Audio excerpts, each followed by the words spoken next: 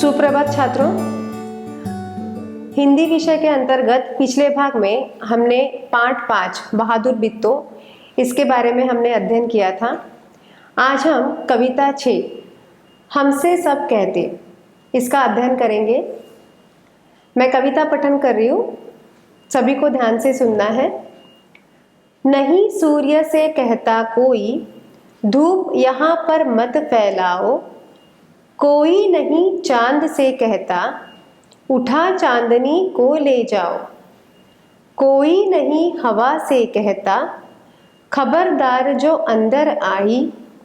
बादल से कहता कब कोई, क्यों जलधार यहाँ बरसाई।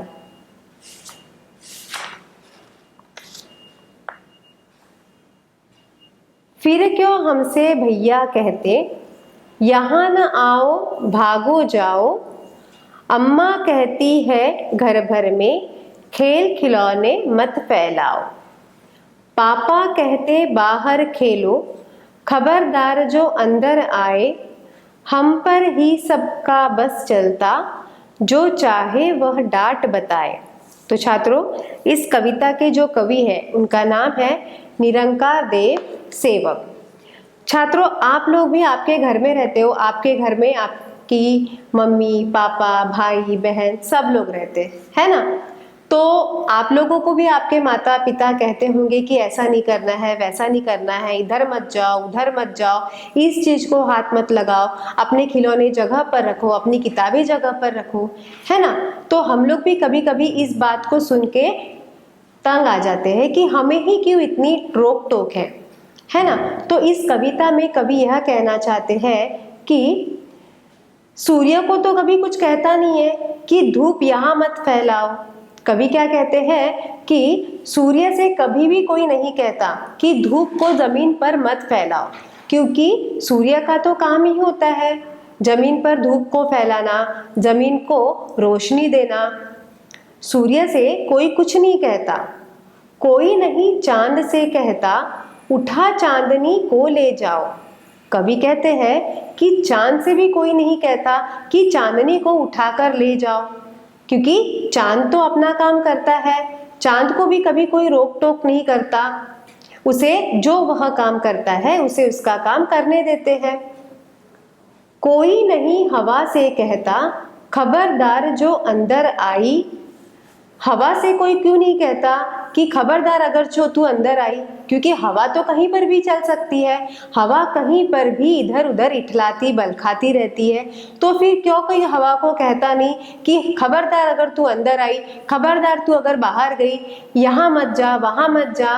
तो हवा को क्यों कोई कुछ कहता नहीं है। बादल से कहता कब कोई, क्यों जलधार यहाँ बरसाई। क्या कभी कोई बादलों से कहता है कि यहाँ पर बारिश क्यों आ रही है। क्या कभी कोई बारिश से कहता है कि आज बारिश मत बरसा, हमें आज बारिश नहीं चाहिए।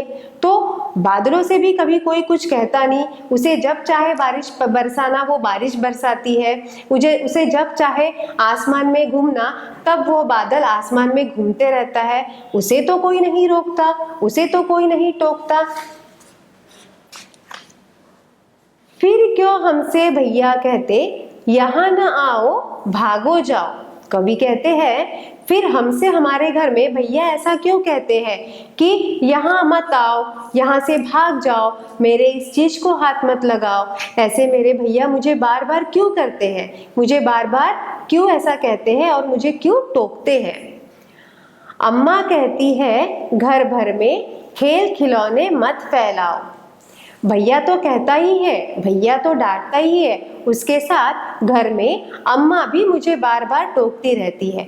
अम्मा का मतलब होता है हमारी माता, हमारी माँ। तो अम्मा भी मुझे बार बार बोल बोल के तंग करती है कि खेल खिलौने यहाँ मत फैलाओ, अपने खिलौने एक जगह पर रखो, अपनी किताबें एक जगह पर रखो। मैं तो इन सारी बातों से तंग आ चुका हूँ।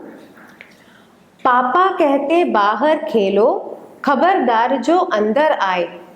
अब पापा भी नहीं छूट पाए, पापा भी मुझे हर बार डांटते रहते हैं। पापा क्या कहते हैं कि खबरदार अंदर नहीं आना है, आपको बाहर ही खेलना है, बिल्कुल भी अंदर नहीं आना है।